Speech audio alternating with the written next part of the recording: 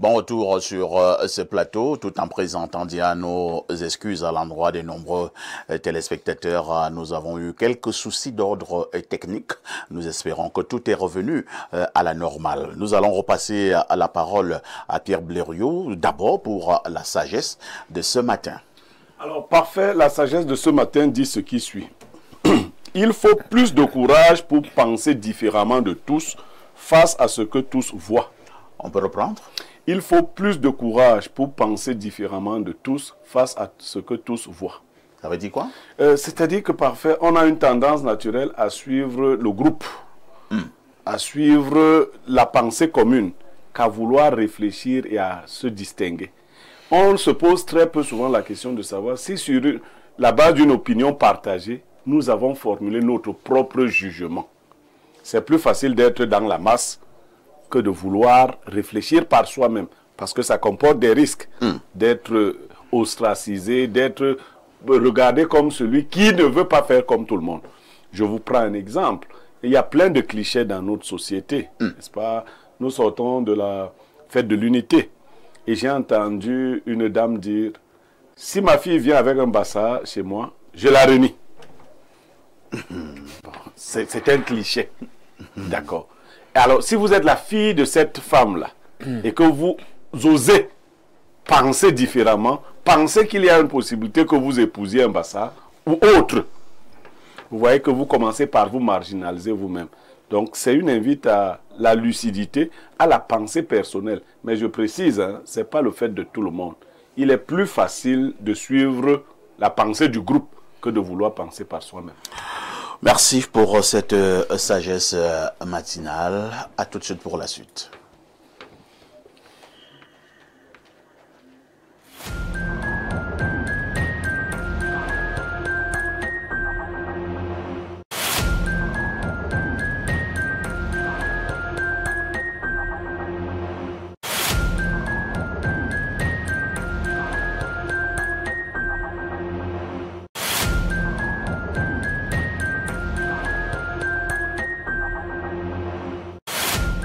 Théophile Vianney-Bia, bonjour. El Perfecto, bonjour. Bonjour également à votre panel. Bonjour à nos charmants et fidèles téléspectateurs. Ça faisait longtemps, vous n'étiez plus nous dire bonjour. Je suis un tout petit peu désolé. Mais ça bon, va aller. C'est professionnel. On essaye tout au moins de tenir. On essaie de tenir, il faudra bien tenir pour que vous puissiez justement arriver au bout du tunnel. Merci. Cela étant dit, TVB, que disent les journaux? Les journaux qui sont disponibles en kiosque ce matin, El Perfecto, sac de modérateur, présente pas mal d'actualités. Nous ouvrons cette revue de presse avec la météorologie hebdomadaire de Dieudonné Mveng, parle d'Atanganji ce matin et le présente donc comme étant imperturbable. Atanganji, l'imperturbable, c'est à retrouver en page 3. Ce journal revient d'ailleurs sur la vidéo qui a fait le tour des réseaux sociaux il y a quelques jours, revenant sur la visite de travail effectuée par Atanganji du côté du Vatican, où il représentait le chef de l'État à la première messe pontificale du pape Léon XIV. On en parle donc avec la météo, c'est hebdomadaire d'information, d'enquête, d'analyse et de reportage. La nouvelle parle également du Vatican. Le journal de Jacques Blaise Vier titre en page 4, Vatican, Atanganji n'est pas un corrupteur. C'est l'information qui est à retrouver ce matin dans ce journal qui est en kiosque. Sans détour reste également dans cet entretien Pape Minat à Rome, Atanganji victime du démon de la haine. Pour avoir sollicité du souverain pontife la bénédiction de ses sacramentaux, le ministre de l'administration territoriale représentant le chef de l'État à la première messe du nouveau pape le 18 mai dernier est accusé par ses détracteurs de manœuvres de corruption. Ce journal revient donc sur cette actualité en page 3 ce jour. Il s'agit bien sûr du journal de Nestor Diatou. Info Matin s'intéresse au 20 mai, lien armée-nation consolidé. C'est bien sûr la une du journal de Dieudonné Mveng, numéro 1787, qui est disponible en kiosque ce mercredi 21 mai 2025 sous la présidence du chef de l'État, chef des armées Paul Biya. La 53e fête nationale de l'unité s'est célébrée hier sur l'ensemble du pays avec faste et solennité à travers un impressionnant défilé militaire et civil. On revient donc sur les échos des régions ce matin en page 4. Cameroun Tribune, le quotidien bilingue gouvernemental que gère Marie-Claire Nana, parle également du 20 mai et donne donc une note ce jour. 20 mai, magistral.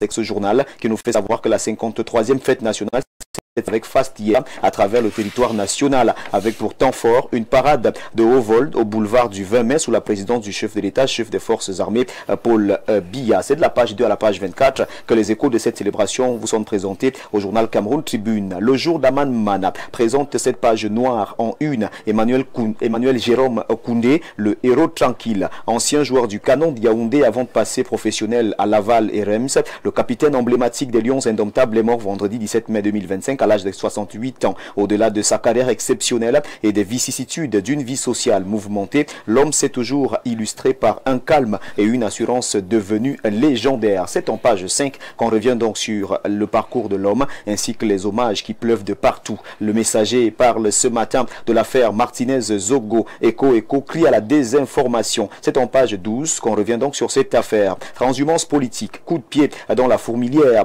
pour assainir le jeu politique à l'aube de la mer des batailles électorales. Ngalengunu, on appelle à l'urgence d'une clarification constitutionnelle. Mutation de Georges Alain Boyomo. Ce quotidien qui est en kiosque parle également de l'affaire Martinez-Zogo en page 2. Écho dit non à la distraction présidentielle, le débat impératif. Depuis la migration des conseillers municipaux SDF vers le MRC, arguments et contre-arguments s'affrontent sur le mandat impératif. En toile de fond du chassé-croisé, la recevabilité de la candidature de Maurice Kamto sous la bannière de son parti à cette élection. C'est la une du journal Mutation qui traite dans cette actualité en page 6 et 8 ce matin. L'œil du Sahel de Guibaï Gatama parle des échos de la célébration de la fête de l'unité dans le Septentrion et c'est à retrouver au bas de une. Boko Haram, 2 militaires camerounais tués à Wouglo. Cette information barre la une de ce journal qui revient sur cette affaire en page 5 et nous refermons cette revue de presse avec Quotidien. Cet hebdomadaire d'information économique et financière parle de l'Afrique ACO Forum 2025. Les investisseurs se montrent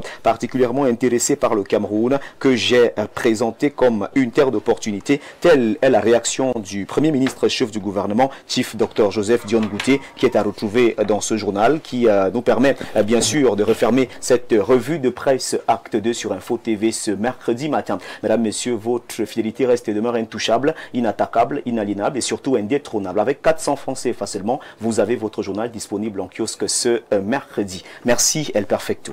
Merci TVB, Théophile Vianney-Biya, pour toutes ces informations fraîches parues donc en kiosque au Cameroun. Il ne me reste qu'à te souhaiter une excellente journée. Hein. Merci de me souhaiter une excellente journée. Je vais vous souhaiter de passer une très belle émission et en passant, vous me permettez très rapidement de saluer un fidèle téléspectateur qui est devant son petit écran en ce moment. Il s'agit bien sûr de Asso Mba Piper Armel, qui est le comptable de l'hôpital de référence de Samlima. Et c'est un jeune qui se déploie du côté de la région du Sud par ses actions menées dans un mouvement sportif qu'on appelle l'équipe du jeudi. Et donc ce matin, nous lui faisons une fleur et nous saluons ses actions déployées du côté de l'équipe du jeudi. À Samlima, les populations sont très hospitalières. Hein. Ah oui, on dit habituellement que ce sont les femmes qui sont beaucoup plus hospitalières à Samlima. Les hommes sont sympas et les sympas. femmes sont gentilles. TVB, El Perfecto. À demain 10h. Avec le même plaisir, le même bonheur. Alors, abondante actualité, hein, naturellement, nous allons rapidement coller un mot sur le grand événement qui s'est tenu hier au Cameroun. C'était la fête nationale, la fête de l'unité. Nous l'avons dit, grande parade militaire et civile du côté du boulevard du 20 mai, une grande parade qui a été dirigée par le président de la République, son Excellence Paul Biya, assisté de son épouse Madame Chantal Biya. Il faut le dire ce matin, Alain Douk, Cameroun Tribune, le quotidien gouvernemental que dirige la grande sœur Marie-Claire Nana, est clair ce matin. 20 mai, magistral. Votre regard? Mais magistral, triomphal, je ne sais pas tout les qualificatifs qu'on aurait pu utiliser de la part de l'aîné. Mais bon, on comprend sa ligne. Essayons un peu de prendre les qualificatifs. Hein. 20 mai magistral, ouais. 20 mai triomphal, yes. 20 mai inoubliable, 20 mai mémorable, 20 mai époustouflant, 20 mai incandescent. On continue? Magnifique. Mais c'est beau, c'était beau hier. Bon, c'était beau, jusqu'à un certain point. Pourquoi tu réponds dans la gorge? Non, mais c'était beau. On a tous regardé les images, c'était beau. Non. Mais si tu dis que c'était beau, est-ce que ça dérange quelqu'un? Bon, c'était beau, mais jusqu'à un certain point. Comment ça? Oui, comment? Parce que J'ai regardé. Hein, j'ai dit allez, hein? Non, non, mais comment? Il y a une grande tradition du 20 mai chez nous. On nous a fait battre le bitume pour cette fête et depuis la plus tendre enfance, etc. Sur le soleil, patati patata, on sait comment ça se passe. Et notamment, on regardait aussi à la télé comment le 20 mai se passait ici à Yaoundé, bien que n'étant pas la capitale à cette époque. Et on sait que c'était véritablement un grand-messe. On sait qu'il y avait une affluence. Hein, sur le boulevard, etc. Les Camerounais faisaient foule. Là, je pense que cette fois, quand j'ai vu les plans de caméra et tout ça, j'ai commencé à me dire, ben écoute, j'ai l'impression que certains plans, on réfléchit sur les plans parce que vraiment, il n'y a pas... Je ne vous ai pas posé la question sur la réflexion autour des plans. Vous voyez un peu, ce n'est pas un exercice audiovisuel. C'est-à-dire que pour les enfants qui font caméra et maintenant les réalisateurs, est-ce que le choix des plans était impeccable, tout ça? Je vous ai posé la question de savoir, cette grande parade, ces défilés militaires, civils, est-ce qu'il était beau? Est-ce qu'il était, comme dit Marie-Clénana, magistral? Oui, pour 50 milliards, bon, il était ce qu'il a été. 50 milliards? Oh, ça veut dire quoi? Pour organiser tout ça à l'échelle nationale. C'est le budget. Alain Donc, moi je te veux encore ici sur le plateau. Hein.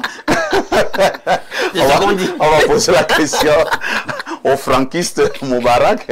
Moubarak, vous avez... Ah bon, première chose, avez-vous regardé le défilé? Bien évidemment. Bien évidemment. Comment vous l'avez trouvé? Le 20 mai resté dans sa tradition. On a vu les donneurs de type A être mobilisés à l'endroit du chef de l'État. Et on a vu l'ensemble du peuple camerounais mobilisé autour de son chef, uni dans sa diversité. On a vu diverses composantes de la vie de la nation. Oublier parfois les différences qui nous ont souvent départagées et se réunir pour chanter le nom Cameroun à l'unisson. Ça a été une très belle fête et elle a répondu aux traditions des 20 mai qu'on a connues. Mais encore, j'ai envie de dire qu'elle a permis quand même qu'on lève un petit bémol sur une certaine question qui s'est posée il y a quelque temps. J'avais lu dans la presse que le Parlement nigérian avait soulevé un problème au niveau de la démarcation de la frontière Cameroun-Nigeria au niveau de la presqu'île de Bakassi et que ce problème a réveillé l'ancien contentieux qui nous avait opposé au Nigeria. Et hier, donc, on a vu le contingent nigérien accompagné du chef d'état-major des armées nigérianes présent à Yaoundé et le contingent nigérien défilé. Cela est une réponse symbolique à ces personnes-là qui ont cru détériorer les bonnes relations diplomatiques et de coopération qu'il y a entre le Cameroun et le Nigeria. C'est d'autant plus que l'enlèvement du sous-préfet d'Idabato était encore quelque chose d'assez frais dans les mémoires.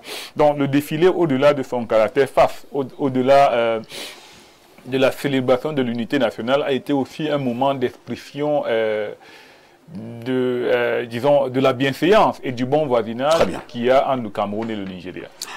Je pense que c'était justement une grande symbolique. Hein.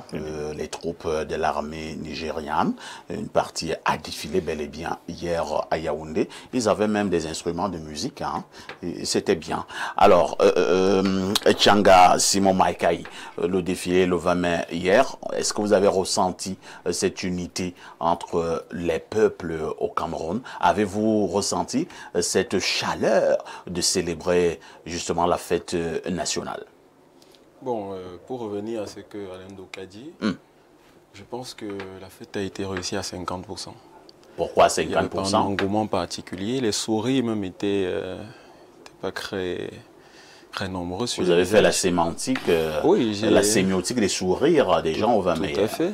J'ai regardé attentivement et j'ai senti que l'engouement n'était pas pareil que les dernières années. Bon, je pense que peut-être c'est dû au fait que les élections sont proches et que les idées sont ailleurs. Peut-être que c'est cela, mais sinon c'était différent. Les années dernières, les gens dansaient souvent au niveau des tribunes. Oui, les gens dansaient, on voyait le chef d'État souriant et tout. Mais là, il y a de l'inquiétude. Tant sur son visage que sur celui de sa femme. Peut-être, comme je dis, c'est lié aux élections qui arrivent. Merci. Pour la fatigue. Merci. Pierre Blériot-Niemek, au-delà de cette grande parade hier au boulevard du 20 mai, comme cela est également de tradition, en soirée, au niveau du Palais de l'Unité, un grand dîner a été offert et on a vu tout ce que nous avons comme haute personnalité et simple personne au Palais en train justement de communier. Oui, parfait. Ici, c'est vrai, vous me privez de dire quelque chose sur la célébration en journée. Vous savez, vous savez. Les enfants sur Facebook disent que vous croyez que vous faites ça à qui?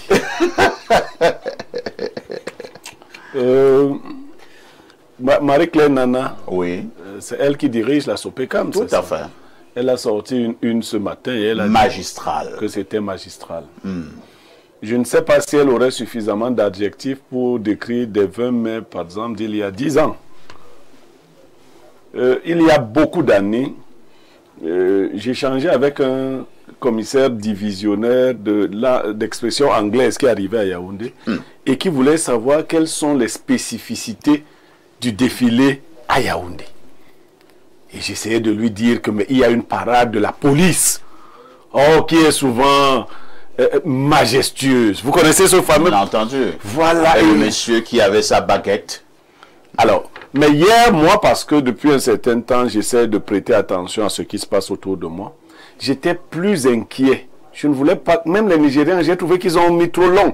Parce que moi, je pensais à Paul Biya. Je ne faisais que penser à Paul Biya. Mais tu pensais à lui, il avait quel souci? Non, je pensais simplement à lui. Et donc, moi, tout m'énervait. Paul Biya n'avait aucun souci. Non, moi, tout m'énervait. Alors qu'à l'époque, le défilé démarrait à 10 h, se terminait vers 15 h, tellement il était dense. Alors qu'on filmait les rues de Yaoundé et tout le reste, déjà le boulevard était plein comme un œuf. Exactement. Quand vous présentez le boulevard d'hier et tout ça. Mais le voilà qu'on présente. Bien évidemment. Alors, même ceux qui... Vous voyez, quand dans un stade de 40 000 places, il y a 3 000 personnes, on braque les caméras sur les 3000 personnes et chaque fois qu'on fait comme ça. Attendez un peu, vous voulez dire quoi? Il amène le problème. Il n'y avait pas du monde au boulevard hier. Exactement. Mais le monde était où? Montrez alors les images. Tu as les images ici, montre-nous. Il y a des images. Oui, montre le monde. Ne montre pas les gens qui sont dans la tribune et qui marchent. Montre-nous les Camerounais. Peut-être pour des besoins de sécurité. Hein, la sécurité de quoi? La sécurité du pays. De quel pays? Les années... Mais attends, ceux que je vois ne sont pas des Camerounais. Où? Tu les vois où? On ne parle pas des gens qui défilent, on parle de l'entourage. Non, mais il y avait des gens à la tribune. Mais vous faites ça. Encore que Boubarak, tu es un jeune, vous faites ça. Quand vous faites souvent ça, vous faites ça. Non, il faut dire véritablement ce que tu veux dire. Qu'est-ce que l'idée de la sémantique claire pour les dénoncer? Si tu veux dénoncer le public, nous on a dénoncé qui? Non, je vais dire pour énoncer ce que tu veux dire. Quel public tu veux mobiliser cette sémantique que tu veux mobiliser. Oui. Mais si ce n'est que par rapport au public, nous on a vu des... Mais montre-nous, dis. Voilà l'image. Demande qu'on remette les images. On a les Camerounais là-bas. C'est quoi que c'est la Guinée où ils sont de... Je comprends pas faire le Cameroun. Tu crois que c'est Info TV qui filmait là-bas? Ce qu'on a vu hier à la tribune là, ce ne sont pas des Camerounais. On ne parle pas de la tribune. Donc tu peux pas me distraire. Je dis donc... D'accord. On a... Bon, maintenant la soirée. Oui, le dîner. Le dîner. Ça montre vraiment que même les Camerounais... Bon, enfin, si tu ne parles pas, on risque de t'enlever ministre ou ne pas te nommer ceci ou cela. Est-ce qu'il y a un ministre qui t'a dit qu'il ne voulait pas partir? Mais comment vous partez d'abord vous encombrer comme ça? Vous les voyez? J'ai vu des gens souffrir. Tu as même quel problème? S'encombrer comment? Les gens sont allés à dire. J'ai vu les gens souffrir, envoyer leurs mains comme ça, que me voici, salut. C'est tout ça, ces enfantillages-là. Les gens souffraient comment? Moi, j'ai vu le professeur Owerangini qui a envoyé sa main pour te saluer. Est-ce que tu as dit que ce sont des enfantillages? Est-ce que c'est mauvais de saluer le président de la République? C'est tout ça. Est-ce que tu as vu le professeur Owerangini qui salue le président? Je vais dire son professeur Owerangini, est-ce que tu as dit qu'il fait dans les enfantillages? Mais vraiment, le cas des choses à dire. Un vocable compréhensible par tout le monde pour le dire. Je ne parle même pas de contorsion. Le mot maintenant n'en va plus la peine parce que vous voyez, contorsion, je l'ai dit tout simplement, on va comprendre ce que le nom a vu les gens à la présidence. Il y avait environ 7000 personnes. Oui, environ 7000 personnes. Au boulevard du 20 mai, il y avait environ Il dit qu'il y avait environ. Oui, au boulevard du vin, mais on a vu une foule immense. Peut-être je n'ai jamais vu autant de personnes de toute ma vie. C'est ce que nous on a vu hier à la télé. Maintenant, si toi tu l'as dit clairement. Merci beaucoup. De toutes les façons, le défilé s'est déroulé hier dans toutes les 10 régions du pays, dans tous les départements, dans tous les arrondissements. À tous ces Camerounais qui ont défilé et ceux qui ont regardé le défilé, nous disons tout simplement bravo. Il faut également dire ce matin, Alain Douk, le 24 de Dieu, sera ce soir devant les caméras du monde encore. Tu connais qui est le 24 de Dieu? Non, dis-moi. Mais tu es en retard là. Tu ne connais pas André Onana? Mais c'est le 24 de Dieu. Ce soir, il livre une finale qui sera certainement aussi magistrale contre Tottenham. C'est la finale de l'Europa Liga. Bravo, bravo. C'est l'étendard du 237 qui sera ici. Dans le portier camerounais pour une troisième finale. Disons qu'en 2017, lorsqu'il était à Ajax d'Amsterdam, il livre déjà la finale, toujours de l'Europa Liga. En 2023, maintenant avec Inter de Milan, il livre la finale de la Champions League.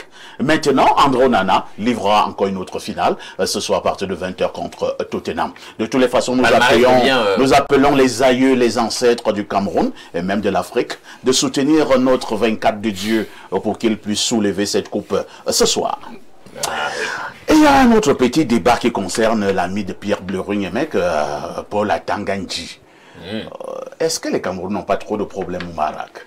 On a créé encore un autre problème. Atanga-Ndji allait représenter le président de la République du côté du Vatican, où il a d'ailleurs été reçu par le nouveau pape, Léon XIV. Et Atanga-Ndji a voulu que le pape puisse bénir. Je pense que ça devait être des chapelets.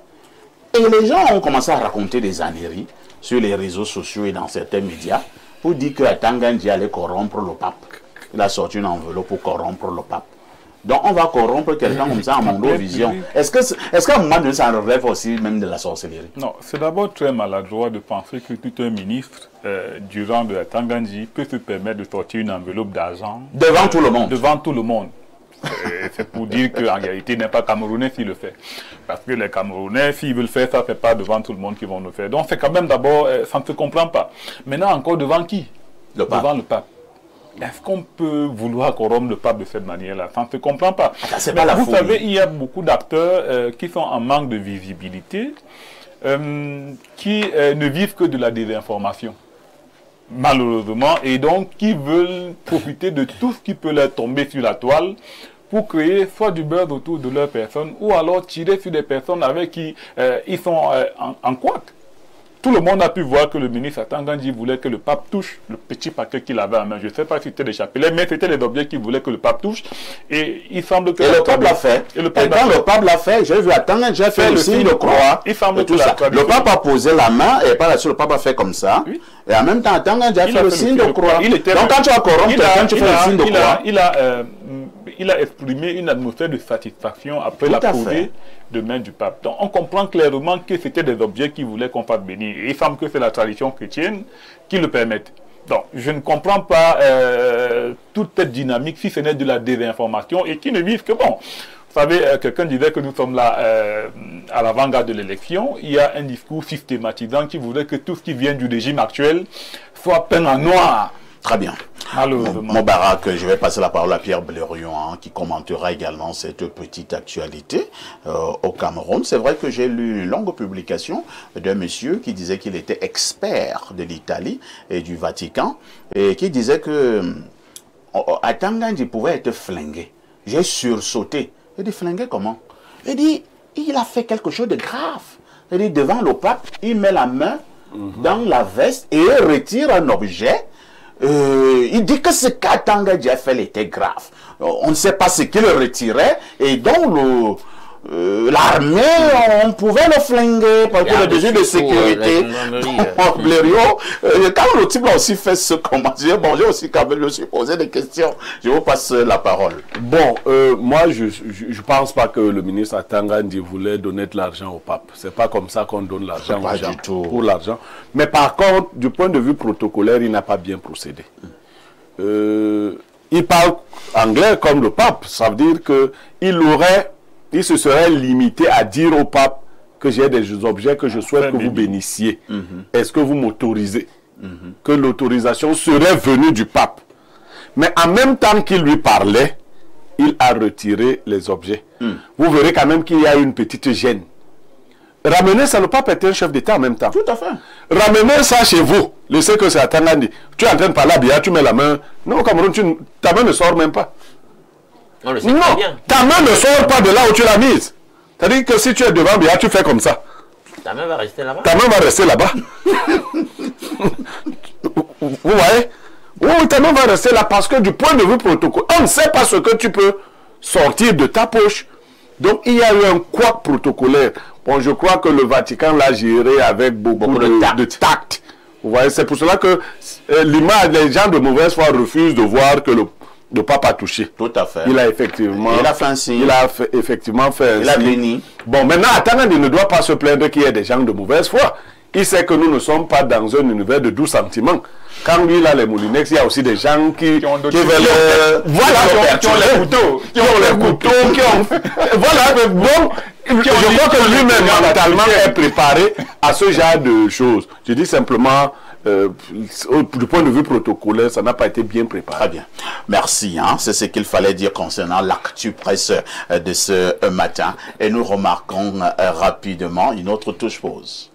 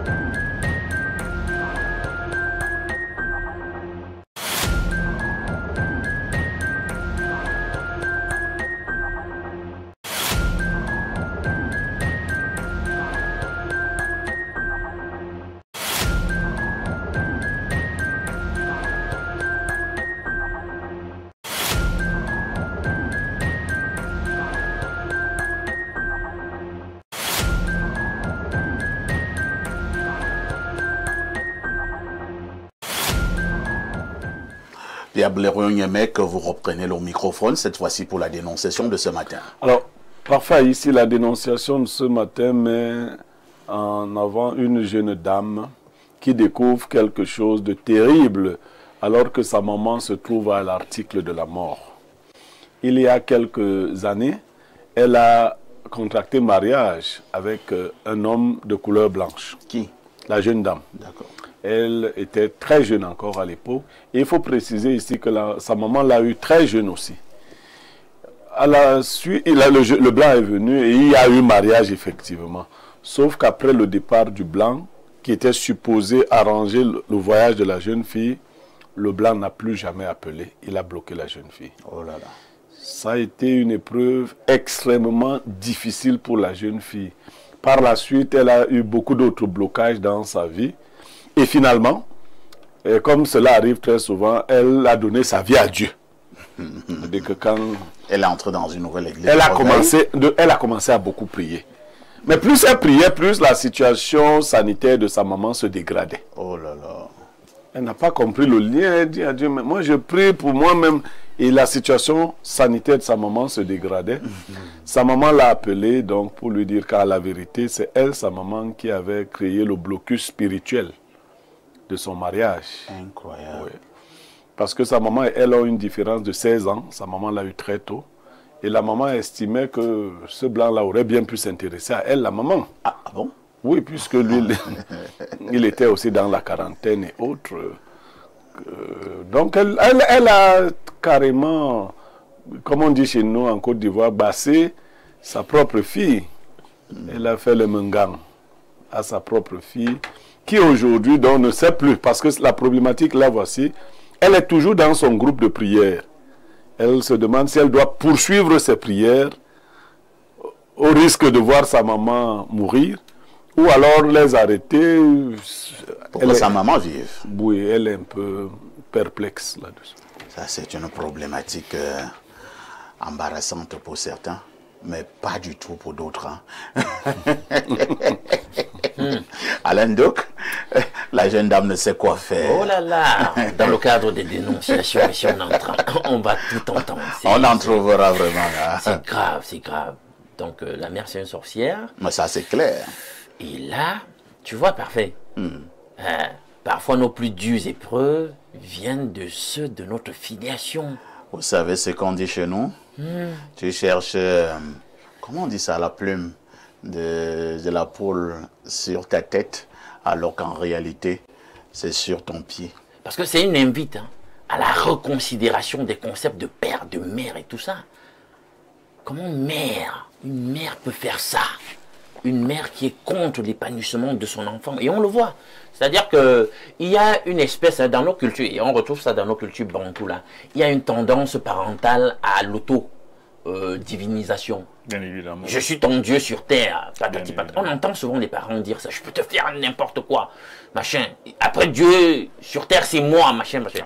Et vous voyez, on veut se placer sur un piédestal quasi divin, mais on n'a pas l'âme qui va avec. Regardez ce qu'un parent fait à un enfant. Et je peux te dire parfait, par expérience, que ce que notre sœur en question a vécu, nous vivons ça dans nos familles. Ah ouais. Nous vivons cela à des niveaux que tu ne peux pas imaginer. Parce que, justement, on a comme l'impression que dans nos familles, Satan a toujours réservé un certain hôtel là, avec des prêtres, de la sorcellerie dans la famille. Hein. C'est-à-dire que dans toutes nos familles, vous vous rendez compte qu'il y a toujours, finalement, une lignée là, quelque part, qui est consacrée pour faire de la sorcellerie et être une menace pour les autres dans la famille. Comme nous n'avons plus beaucoup de temps, oui, la jeune âme est un peu dans une sorte d'impasse. Voilà. Elle est dans l'embarras. Qu'est-ce qu'elle fait? Elle fait comprendre qu'elle a constaté que plus elle intensifiait les prières, sa maman s'allongeait vers la tombe. Elle doit continuer. Et maintenant, elle voit que c'est conduit vraiment avec ses prières, la maman va mourir. Mais qu'est-ce qu'elle fait? Elle continue, elle arrête. Tu sais pourquoi la maman souffre autant? Non. Parce qu'elle n'a pas arrêté de faire sa sorcellerie sur l'enfant. Il n'y a pas un vrai repentir. Ah bon? Justement. Parce que si elle avait arrêté, elle fait un vrai repentir et elle change de cap, ça doit s'arrêter, son tourment aussi doit s'arrêter.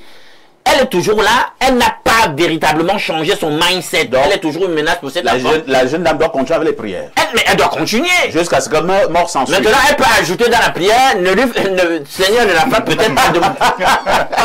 Permet qu'elle change. Permet la réflexion. Mais elle ne peut pas s'arrêter de prier. Bien sûr, tu le sais. Vous le savez, dans la Bible parfaite, il est écrit, on n'aime pas souvent insister sur ce genre de verset, mais il est écrit dans le Pentateuque, en tout cas dans le Premier Testament, que tu ne laisseras pas vivre le sorcier ou la sorcière. Voilà. Moubarak, situation compliquée, hein? Non. Situation embarrassante. C'est la mère de cette fille. La mère est passée aux aveux complets, pour parler comme les juristes. Elle a avoué que le fameux mariage qui n'a pas marché avec le blanc, c'est elle qui avait bloqué par des moyens de sorcellerie. Maintenant, plus la fille prie, plus la maman se sent très mal. Elle risque de mourir. Et si la maman la meurt, est-ce que c'est sa fille? On ne dira pas que sa fille l'a tuée. Non, c'est une situation embarrassante parce que bon, il y a une forme d'impression où on se dit bon, il y a la vie de la jeune fille qui peut être mise en difficulté. Ça peut ne pas être le mariage, peut-être la fille peut même trouver un travail et comme la mère se dit dans ma vie je n'ai pas eu ce type de travail, je n'ai pas le droit de l'avoir, je bloque. Ça peut être des enfants. Oui, ça peut être des enfants. Non, elle bloque aussi le ventre de la jeune fille. Ça peut être beaucoup d'autres choses et des situations pareilles, on les a vécues dans nos sociétés. C'est pas comme si c'est vraiment étrange. C'est certainement rare, mais il y a des familles où après tu te rends compte que les parents bagarrent avec des enfants et personne ne va clairement t'expliquer le fond de la chose. Jusqu'à ce qu'un jour quelqu'un tire ta main et te dit bon voilà le vrai problème. Tu dis ah, ça peut exister. Mais moi je continue à me dire que la famille est ce qu'il y a de plus sacré sur cette terre. Et parce que la famille est ce qu'il y a de plus sacré, même si ton parent est sorcier, il ne faut pas cautionner sa sorcellerie, mais il faut non plus l'abandonner. Parce que je pense que, bon... Alors, lorsque une maman a bloqué le mariage de sa fille, oui, tu diras qu'il ne faut pas l'abandonner. Ce n'est pas ta vie qu'elle a bloqué. Lorsque une que... maman a bloqué ton travail, oui, on dira qu'il ne faut pas l'abandonner. Oui, bien évidemment. Lorsque maman a bloqué le ventre de sa fille, on dira qu'il ne faut pas l'abandonner. Lorsqu'une maman a failli te tuer dans un accident de la circulation, on dira qu'il ne faut pas l'abandonner. Il faut me laisser au moins me développer. Enfin, je laisse-moi justifier mon point de vue. Je dis que... il faut protéger les sorciers. Non, il faut protéger la famille. Non, ce n'est pas ce que j'ai dit. Parce que si vous parlez tous à la fois et vous me dites donc pas parler, parle alors, mon point de vue ne pose pas. Je dis que la famille reste la famille et en tant qu'unité, tous les problèmes de la famille sont gérables dans la famille. Si une maman, si je découvre que la mienne est sorcière, je me battrai pour la sortie de cette sorcellerie. C'est-à-dire pour couper le lien. En quoi faisant? Bon, peut-être en changeant peut-être le module des prières, en cherchant des décoratifs. Ah bon? Donc chercher les prières où la maman ne peut plus souffrir. Non, pas qu'elle ne souffre plus, mais qui va la couper de ces liens. On change quel module? Je te dis que j'ai vu. Ce que je dis le fait que cette fille prie déjà, est-ce que c'est pas une manière de ramener cette maman à changer? La fille combat le mal qui lui gêne. La fille n'est pas en train de prier pour que sa maman change. Maintenant, qu'en combattant le mal, elle a découvert que c'est sa maman le mal, elle peut prier pour que sa maman soit délivrée de là. J'étais chez, vous savez, mes oncles sont des bombocs. Et donc, il m'est arrivé que j'arrive chez un bomboc et que je me rends compte qu'un garçon de la diaspora a amené son papa chez le bomboc. Le but, c'est que son papa était dans un petit cercle au village et qu'il fallait qu'on le sorte de là. Le bomboc a travaillé pour que le papa du garçon la sorte de ce petit cercle du village. Donc, ce que je veux dire, c'est quel que soit le mal que l'on ait fait, la famille reste le seul milieu où on dit souvent que quel que soit le mauvais que tu sois, ta maman est toujours apte à te défendre. De cette même manière-là, l'enfant ne doit pas abandonner son parent. L'enfant ne doit pas justifier le crime ou alors cautionner le crime de son parent, mais il doit être en mesure d'aider son parent à s'améliorer, à devenir meilleur. Très bien. Si sa maman est sorcière et qu'il y a des possibilités, si ce sont les exorcismes, les membres et tout ce qui peut permettre à sa maman de sortir, de se détacher des pactes qu'elle a pu se lier, c'est ce qu'il faut faire, mais pas l'abandonner. Moi, je ne suis pas d'accord qu'elle abandonne sa mère, je ne peux pas laisser la mienne. Est-ce qu'elle a abandonné sa mère? Non, mais elle est prise seulement. Continuer le combat veut dire... Non, elle n'a pas abandonné sa mère, elle est prise. Non, mais elle s'est rendue compte... Elle donne à manger à sa mère. Elle s'est rendue compte que c'est sa mère qui est l'auteur de ce qu'elle a vécu. Et peut-être même que sa mère aurait pu faire... Est-ce qu'elle a même porté plainte contre sa maman? Elle n'a même pas porté plainte. Est-ce que c'est seulement porté plainte? Ça veut dire qu'elle n'a pas abandonné. Ce n'est pas seulement porté plainte. Ce n'est même pas la fille qui a un problème. Quel enfant prie pour sa mère? Merci. Dieu juge la mère, en fait. Alors, Simon Michael, si vous étiez à la place de cette jeune fille qui a raté un mariage, on dit quand même avec un blanc, hein? Ça veut dire ce que ça veut dire dans le contexte camerounais. Mais oui. Et maintenant, les prières sont en train de foudroyer sa maman, qui est d'ailleurs passée aux aveux complets. Et cette maman risque de perdre la vie si la fille continue avec ses prières. À la place de la fille, que feriez-vous? Bon, je pense déjà que la maman s'est mal comportée. En faisant quoi? En faisant ces actes de sorcellerie, elle s'est très mal comportée. Mais la fille aussi ne se comporte pas bien. En priant? Oui, elle aurait dû... Donc la prière est une mauvaise chose? Pas du tout. Elle aurait dû aller voir sa maman. Il dit à sa maman, ben, j'ai appris que c'est toi. Ben, avant d'arriver à la prière pour te faire du mal. Non, tu n'as pas bien suivi la dénonciation. C'est la mère qui révèle. C'est la mère qui est venue elle-même passer aux aveux complets parce que les prières étaient de plus en plus intenses. Oui. Elle est donc venue voir sa fille. Parce qu'elle souffrait d'abord, hein, elle dit que malade tout le temps, pour lui dire que vraiment, il faut que tu dises la vérité. Oui. Le mariage avec le blanc, tu as failli te suicider là. C'est moi qui avais bloqué. Et plus la fille continue dans les prières, plus la maman est encore trop malade. Et elle risque de mourir. Bon, si on fait comment? Pour revenir à ce que Moubarak disait, si sa maman est venue, ben, je crois qu'ils peuvent s'entendre. Je crois qu'elles peuvent s'entendre. S'entendre sur quoi? Sur le fait d'arrêter, justement, les actes de sorcellerie. Du moins, trouver un terrain d'entente. Ils peuvent trouver des solutions. Oui, trouver une solution. En tant que famille, ils peuvent Parce que je ne sais pas si une personne... Est-ce qu'ils reviennent même aux deux de s'entendre? Si la maman, effectivement, s'est rendue compte qu'elle s'est mal comportée, parce que Alain doit dire quelque chose tout à l'heure, que si la maman continue à souffrir parce qu'on prie, c'est parce que la maman n'a pas encore lâché. Ça peut aussi être parce que la fille n'a pas pardonné. Je pense que c'est ta maman. Pardonner quoi? Elle n'était même pas au courant. Ce n'est pas l'acte le plus mauvais du monde. Hein. On en a vu. Ça veut dire que ta maman, tu peux pardonner à ta maman. Parce que je ne pense pas qu'une jeune fille comme elle peut survivre et peut être à l'aise demain en sachant que ce sont ses prières qui ont tué sa maman, je pense. Donc, il faut déjà que la maman s'excuse et il faut que la fille pardonne aussi. D'accord. Il faut déjà que la maman s'excuse et que la fille pardonne aussi. Exactement. Mais le blanc ne reviendra plus. Hein. Il ne reviendra plus, mais elle aura une autre relation. Et toutes les opportunités... Est-ce que les blancs courent les rues? Non, un autre viendra et les opportunités viendront. Pierre Bleureux mec, une situation de sorcellerie qui met aux prises une maman et sa fille. En pareille circonstance, que faites-vous? Parfois ici, je suis content parce que je crois que la diaspora nous suit aujourd'hui. Tout à fait. Vous venez de voir donc comment les enfants des sorciers défendent leurs parents. Vous venez de voir... Tu n'as pas dit ça? Non, je vous assure. Vous venez de voir... Parce que les sorciers s'assurent souvent que leurs enfants les défendent. J'ai un oncle qui un jour bagarrait avec son père en pleine journée, en plein jour, sous le soleil. Incroyable. Les gens ont dit non, vraiment cet enfant. En fait, mon oncle était en train de construire sa maison. Oui. Il avait gardé les tôles dans la maison du père. Au moment de tôler sa maison, son père a bloqué les tôles. Okay. Mon oncle a dit non, on va tôler ma maison. Okay. Mon grand-père l'a dit que les tôles ne sortent pas. Finalement, il a attaché son père. Il a fait sortir. Les gens qui criaient, il leur disait, si vous voulez l'aider, faites sortir mes tôles. C'est tout ce que vous pouvez faire. Faites sortir mes tôles. Terminé. Effectivement, il a maintenu son père au sol. On a fait sortir les tôles. Il a amené les tôles chez lui. Quelque temps après, il y a eu une réunion de famille. Je parle là de ma famille. Hein. Et on a frappé sur mon oncle une amende traditionnelle. Mais les vrais initiés lui ont dit, mon fils, tu t'es sauvé. Ton père vous avait tous attachés. À partir de maintenant, tu verras que les autres vont construire.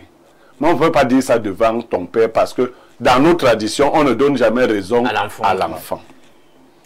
Moi, je ne vais pas parler de ma maman. Parce que je ne veux pas la précipiter. Je suis comme eux là. Donc, je veux dire à mes enfants ce qu'ils doivent faire de moi s'ils découvrent que je fais une telle chose. Et ils doivent m'enfermer dans une pièce. Ils bloquent l'air. Ils s'assurent que l'air n'entre pas. Jusqu'à ce que je suffoque et je meure. Après, ils ouvrent la porte. C'est ce que je demande à mes enfants de me faire à moi.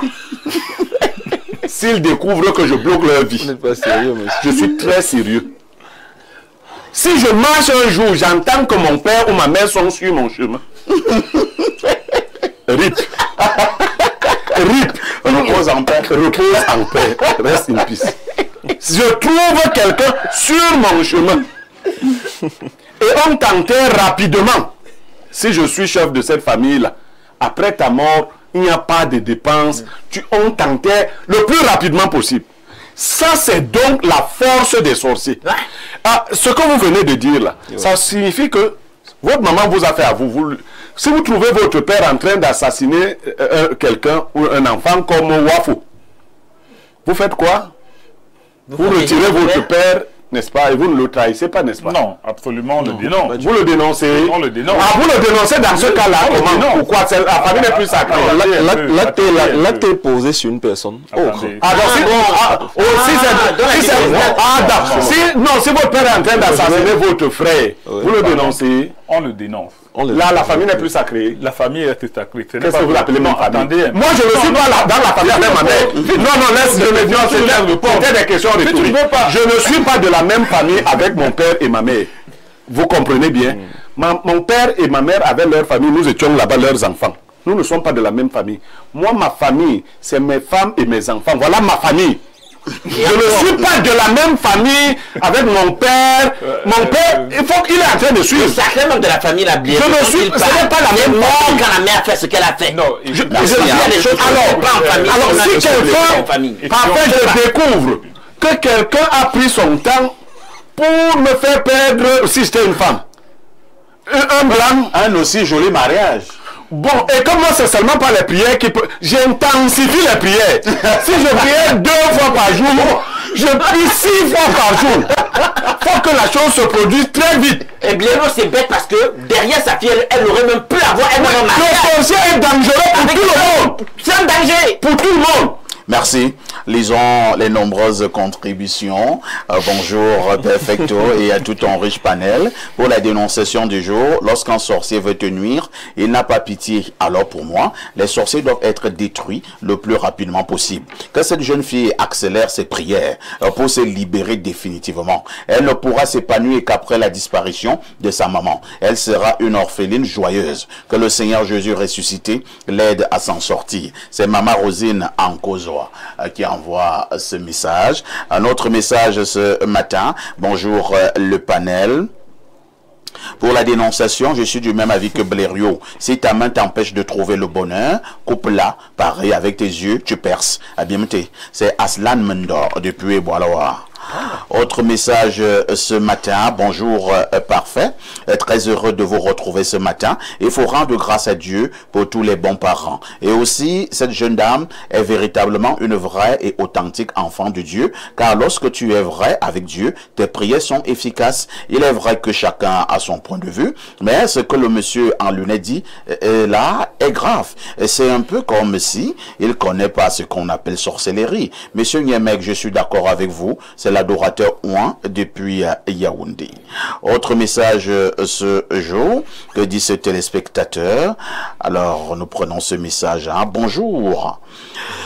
Bon 21 mai, espace miné, aussi embarrassant que soit sa situation, que cette dame se rassure. Même si elle cesse de ses prières, le karma continuera ce qu'il a à faire. Sa relation avec son créateur reste personnelle. En passant, à l'image de la marche du 10 mai passé à Maroua, la cérémonie d'hier au boulevard de Yaoundé n'était pas... c'est Bertrand, hein, à Tu Maroua. ne sais plus lire. Toi qui lis. Ce monsieur, à la fin, n'écrivait pas très bien. Parfait. Dieu n'est pas seulement un Dieu de miséricorde. Il est aussi un Dieu de justice. Et si elle arrête les prières, cette sorcière va en finir avec elle, croyez-moi. Flore de Mendon. Surtout que c'est que sa fille, ça. Hein? Alors là, le sorcier devient encore plus dangereux, je pense. C'est comme un serpent blessé. Ouais. Allons au plus 7 ans. Il s'agit de quel pays là? Le plus 7, je vérifie avec mon appareil dernière génération. Alors, je tombe sur la Russie. Oui, c'est la Russie. Bonjour à toi, le Moulinex du 10-12. Un bonjour particulier au grand frère Blériot. Grand Blériot, tu dénonces tout, mais tu oublies que le Cameroun pourrait être condamné à payer à Sirdi environ 196 milliards de francs CFA au groupe Pichini pour rupture abusive de contrat de construction du stade d'Olembe à Yaoundé. Je ne sais pas de quoi vous parlez. Hein. Donc, Blair doit aussi dénoncer cela. Bonjour à ici et toi d'Albert Parfait et à tout ton panel. Concernant la dénonciation, cette maman est tout simplement une sorcière. Aussi simple que ça. Maman, j'espère que tu regardes l'émission. Parce que si c'était moi, wallahi, je vais sauf que continuer à prier. Et je vais même encore doubler d'efforts dans la prière. Donc il faut que la jeune dame continue. Parce que tant que cette maman sorcière vit, elle n'aura jamais de paix. C'est Pancras et Guidère. Donc, Pancras, tu veux tuer ta maman si elle dérange? Ce n'est pas bien.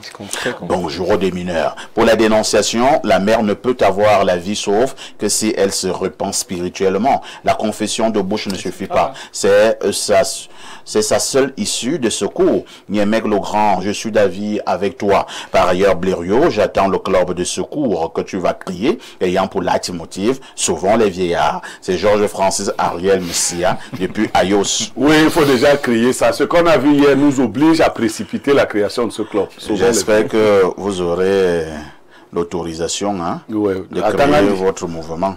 Attendant, on va nous signer le papier. Bonjour, parfait. Ici, les gens ne veulent pas voir dans le bon sens.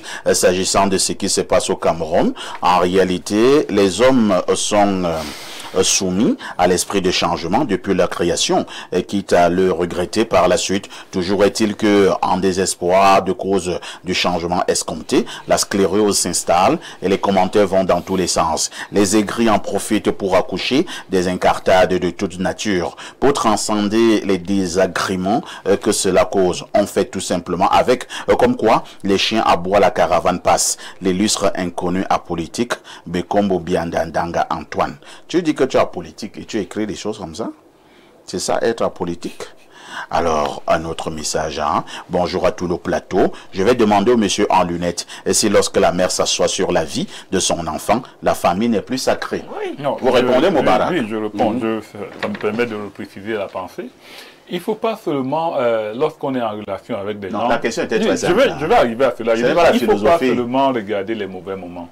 Cette maman-là, lorsque maman s'assoit sur la vie de son enfant, la famille n'est plus sacrée. Elle mérite de nourrir cet enfant. Je continue à penser... Donc parce qu'elle t'a nourri, elle doit s'asseoir sur ta vie. Quelle que soit l'épreuve qu'une famille rencontre, elle ne doit pas se désolidariser autour de la difficulté. C'est même dans cette épreuve-là qu'il faut... Est-ce que vous répondez à la question? Je dis que c'est dans cette épreuve, c'est dans cette difficulté je reprends la question.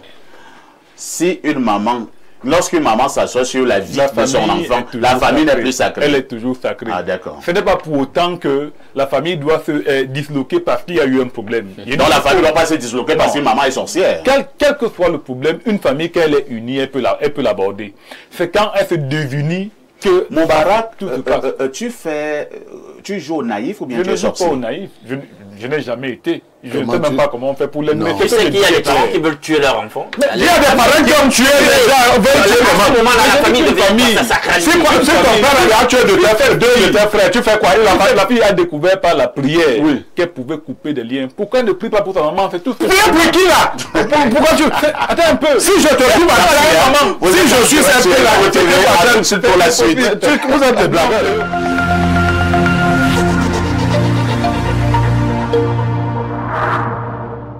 GECOM 25 cap sur la concrétisation. Les municipalités camerounaises vous donnent rendez-vous au cœur du développement local.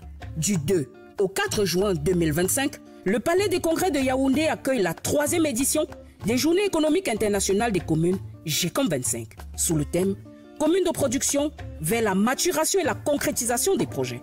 Institutions et organismes gouvernementaux, investisseurs, partenaires au développement, entreprises nationales et étrangères, porteurs de projets, universités, institutions de recherche, acteurs de la décentralisation et du développement local, venez participer au plus grand marché pour le financement des projets communaux au Cameroun.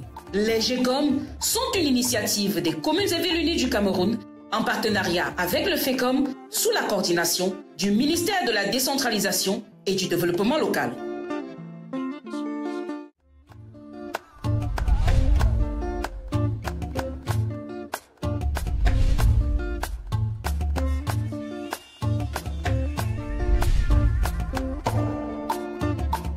Le Fonds spécial d'équipement et d'intervention intercommunale, communément connu sous l'acronyme de FECOM, est le sponsor officiel de cette 3e édition des Journées internationales des communes, une initiative que porte leur association, les communes et villes unies du Cameroun. Il faudrait dire que cette initiative économique au niveau local qui est portée par les communes et ce qui est demandé aujourd'hui dans le cadre de la stratégie nationale 2030, de faire en sorte que les communes soient des partenaires au développement.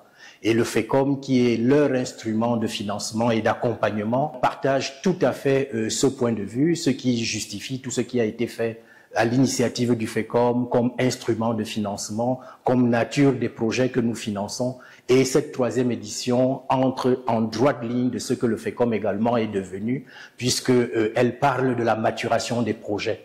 Il faudrait dire qu'au FECOM, nous avons également aujourd'hui donc un guichet qui est chargé de financer la maturation des projets. Et nous savons également que depuis la 2e édition également des GECOM, un ensemble de contacts a été pris par les communes au niveau international avec des partenaires, aussi des partenaires locaux, tout ceci pour pouvoir mettre en œuvre un ensemble de projets. Alors il faudrait dire que ces projets, pour ceux qui verront le jour, le FECOM soutiendra tout ce qui sera demandé aux communes, par exemple, comme contribution au niveau national, et dire que tout cela va en droite ligne également de ce que demande le président de la République.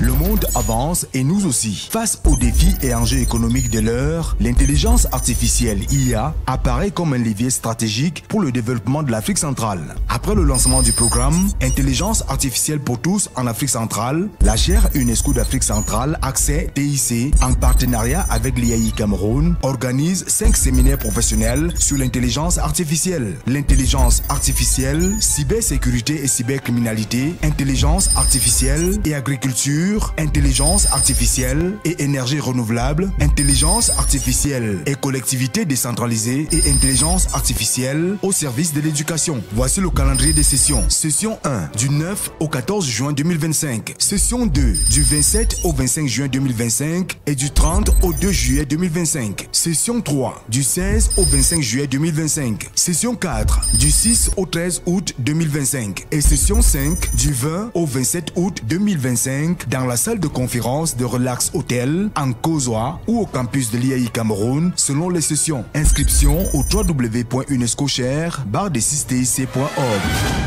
L'excellence hôtelière au service de votre confort. Avec 10 ans d'expérience dans l'hôtellerie, Prodige Hôtel est devenu une référence en matière d'hospitalité et de confort. Depuis 4 ans consécutifs, le ministère du Tourisme et des Loisirs l'a élu meilleur hôtel de son département et dans sa catégorie, une distinction qui témoigne de sa passion pour l'hospitalité, de son service exceptionnel et de l'expérience inoubliable qu'il offre à ses invités. Situé à Kolafamba sur la route de Yaoundé-Mfou, à 10 mètres du collège Permonti, Prodige Hôtel vous propose 60 chambres luxueuses alliant confort et raffinement équipées pour garantir un séjour agréable.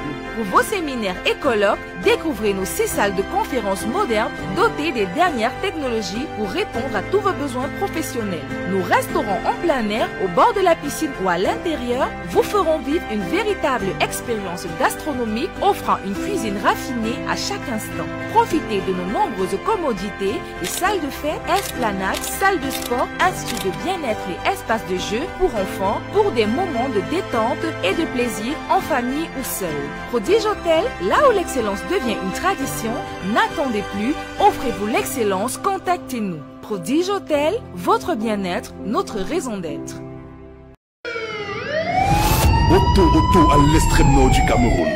Après Yaoundé, Douala, Bafoussam, Gaoundéré, le prophète du Cameroun arrive à Maroua. Un événement stratosphérique. Et papa, depuis combien de temps tu cherchais bébé? Depuis 28 ans. Depuis 28 ans? Oui. Que tu cherchais un enfant? Oui. Hey, on peut coucher. Oui. J'ai prié pour toi et tu étais enceinte. Oui. Combien de mois de grossesse? Oto à Maroua, les jeudis 22 et vendredi 23 mai 2025, au stade de Yaya Daïro de Maroua. Vivez la grande croisade de délivrance et de guérison sous le thème Destruction des malédictions générationnelles, avec la présence des autorités spirituelles requises pour la circonstance, de l'homme de Dieu mandaté par le ciel pour t'apporter la parole de connaissance, pour transporter dans ta vie la puissance de régénérescence. Papa Oto, l'apôtre Charles Passo, accompagné de la bienheureuse Mama Oto. Tu veux avoir un bon sperme avec beaucoup de spermatozoïdes forts capables de mettre ta femme enceinte rapidement? Voici le thé Happy Dad à base des graines célèbres graines de Mucuna prurienne qui va contribuer à réaliser ton rêve de devenir papa. Happy Dad est disponible à Nopal Pharma 6 à Yaoundé, Tam Tam, face Banque Atlantique et chez nos partenaires. Contact 698 65 02 17 651 78 80 02.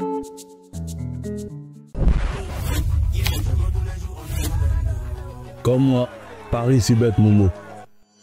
Ça dit qu'on n'est pas blindé, je go tous les jours. Chez BetMomo, ton premier pari est 100% remboursé. Inscris-toi vite sur www.betmomo.com, place ta mise et si ça ne rentre pas, on te rembourse intégralement. Joue l'esprit tranquille et profite du jeu. Offre soumise à condition.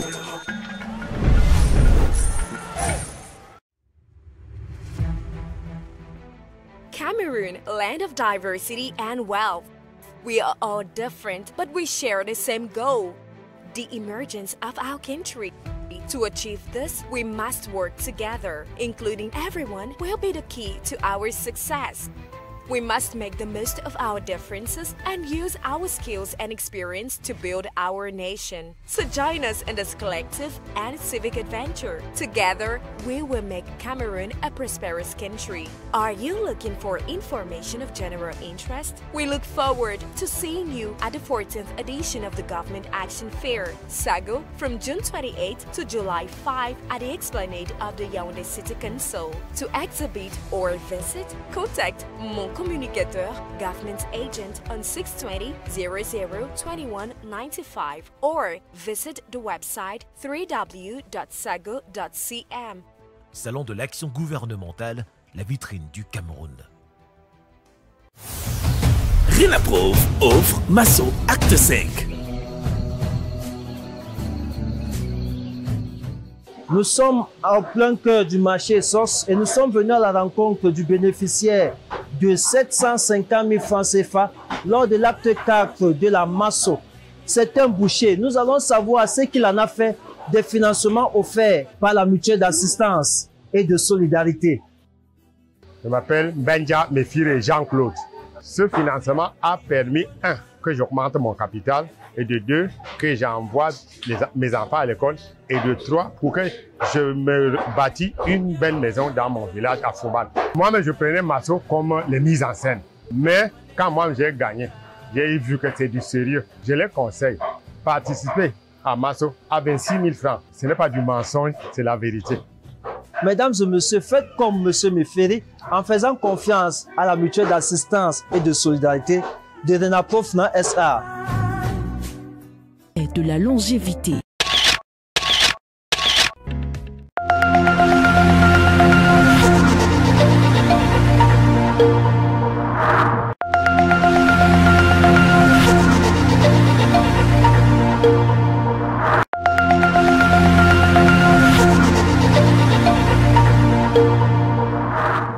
Bon retour sur ce plateau et nous accueillons notre frère et ami, Dr Focho. Dr Focho, bonjour. Bonjour, parfait. Je souligne que vous êtes de Nopal Pharma Sal. C'est exact. Et lorsque nous vous recevons sur ce plateau, nous allons parler pour ce jour de la mauvaise qualité des spermatozoïdes. Ma question est celle de savoir si cette mauvaise qualité des spermatozoïdes peut être à l'origine des fausses couches.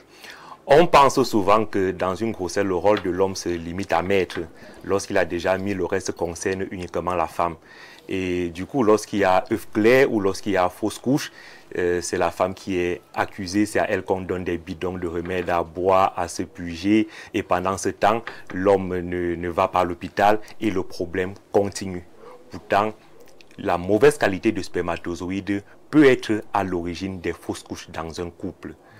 J'ai entamé ce sujet la dernière fois en disant ce n'est pas le spermatozoïde dans son entier, par exemple, qui féconde l'ovule, mais c'est davantage l'ADN spermatique. Lorsque l'ADN spermatique est hyper fragmenté ou lorsqu'il y a décondensation de l'ADN spermatique, par exemple, même si la femme tombe enceinte, il est quasiment impossible que cette grossesse dépasse 3 mois. Alors, une autre préoccupation, lorsqu'on a fini de le dire, comment combattre le phénomène de fausse couche dans les couples? Oui, premièrement, il faut aller toujours à l'hôpital. Même lorsqu'on envisage un traitement naturel, il faut commencer à aller à l'hôpital parce qu'en allant à l'hôpital, on fait des examens et on découvre véritablement quelle est la cause. Si la cause c'est une infection, par exemple, on prend des antibiotiques, même si c'est naturel, ça va aider.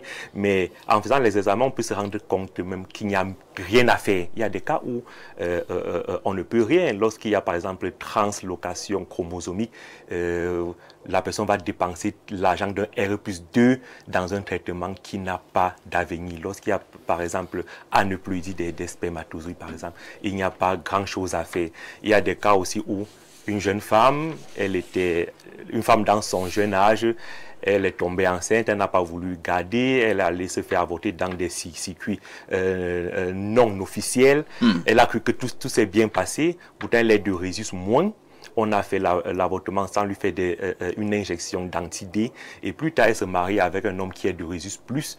Il y a fausse couche, vraiment. Elle va prendre toujours un remède, ça ne va pas on va croire que c'est la sorcellerie. On va penser que c'est la sorcellerie. On va penser que le bailleur a mis le serpent dans les toilettes. Que le papa, la maman bloque. Le papa, la maman bloque. Pourtant, il y a un problème. C'est dans ce cas, il ne faut pas tuer le papa. Voilà. Donc, déjà, en faisant les analyses, on découvre quel est le problème. Si le problème, par exemple, c'est une mauvaise qualité des spermatozoïdes chez l'homme, comme cela arrive souvent dans certains couples, nous on a mis sur pied par exemple notre thé Happy Dad qui va accompagner dans la prise en charge complète et définitive. Docteur Focho, Espace Miné vous dit merci. C'est toujours un plaisir de venir ici. À tout de suite pour la suite.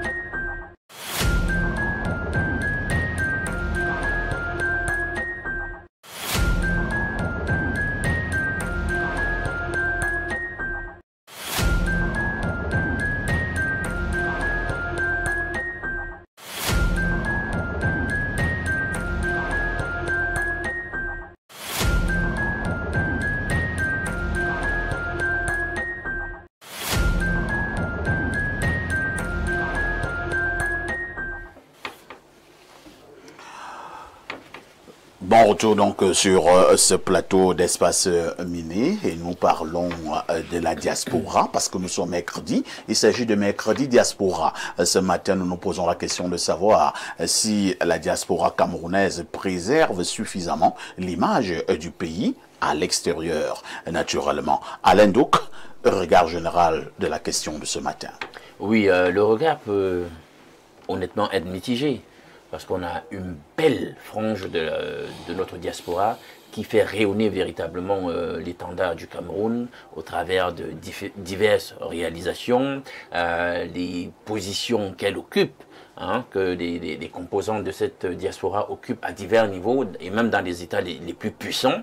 Et puis, autre part, il y a aussi une certaine diaspora, celle-là plutôt un tout petit peu désordonnée, voilà, indiscipliné et qui forcément ne fait pas rayonner autant qu'on voudrait le pays. Mais je pense que pour cette problématique, il faudrait quand même se poser une question. Vous savez, lorsqu'on demande des gens des devoirs, nous-mêmes on devrait se questionner.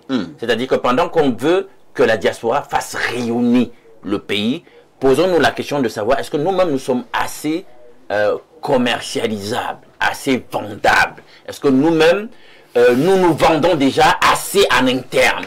Parce que quand on regarde le Cameroun, il ne faudrait pas qu'on fasse honte à notre diaspora. C'est-à-dire qu'elle veut même se mettre dans les starting blocks pour nous vendre à l'extérieur et elle peine tellement elle est éhontée. C'est quand même un pays lui-même qui ne se fait pas à certains moments honneur. Hein? Un pays où, d'après les chiffres officiels, la pauvreté ne fait que devenir de plus en plus marquée. Un pays où, en dépit de tout ce que nous faisons et des budgets consacrés, il n'y a pas d'infrastructure. Sur les infrastructures budgétisées, il y a des détournements. On reste là, on piétine, les budgets sont excédés, etc. Mais on ne livre pas les chantiers. Voilà, on parle encore du procès qu'on va nous faire là sur un certain stade qui a déjà englouti un certain nombre de milliards et qui, soyons respectueux de la vérité, n'est pas à la hauteur des attentes. C'était supposé être un complexe. Il n'est pas un complexe, il est juste un stade aujourd'hui. Et certains parlaient même déjà d'éléments de désuétude sur l'ouvrage en question. Vous voyez que c'est autant de choses que certains dans la diaspora, lorsqu'ils regardent à comment les choses sont menées au pays, comment le pays est gouverné, ils ont les cheveux qui se dressent sur la tête. Ils ont des rôles au cœur. Et tout le monde n'a pas le même tempérament, en fin de compte. Pendant que d'autres seront beaucoup plus continents, beaucoup plus réservés, beaucoup plus disciplinés. Il y a d'autres, donc, justement, qui ne se contrôlent pas et qui se laissent aller à des actes d'indiscipline, de violence, chose que nous n'encourageons pas forcément, en tout cas, quelqu'un comme moi. Mais nous devions nous-mêmes déjà, au niveau endogène, nous remettre en question et devenir d'abord un produit vendable avant d'attendre des autres qui nous vendent à suffire. Tchanga Simon Michael, dit président Mike. Alors, vous qui avez été de la diaspora, vous avez effectué la diaspora, c'est ça? Tout à fait. Pendant combien de temps? 4, 5 ans. 4 à 5 ans. Nous parlons là de ces diasporas. On se pose la question si elles vendent positivement l'image du pays, ou alors elle passe le temps à salir l'image du Cameroun. Maintenant, Alain Douk lui pose une autre problématique. Hein. Est-ce que nous-mêmes, nous sommes d'abord suffisamment vendables? Il a posé une très bonne problématique. Donc, la diaspora déjà représente suffisamment le Cameroun, sur tous les plans. Mais est-ce que le Cameroun permet à cette diaspora d'être épanouie? C'est ça la question. Sur le plan de l'entrepreneuriat, par exemple, je connais beaucoup de personnes qui investissent en Europe suffisamment et qui ont beaucoup de boîtes en Europe, des entreprises et tout. Mais ici, c'est difficile. C'est difficile ici. Vous verrez que les cas où quelqu'un quitte de là pour venir ici sont très peu. Voilà, parce qu'il y a cette difficulté-là à implémenter des projets ici librement, à agir simplement sans qu'on ne vous demande si par là ou si par là. C'est vraiment difficile. C'est parce qu'on a des difficultés à s'épanouir ici, lorsqu'on est une personne de la diaspora, qu'on doit également aller salir le pays à l'extérieur. Comme il a dit là, ceux qui salissent sont peu.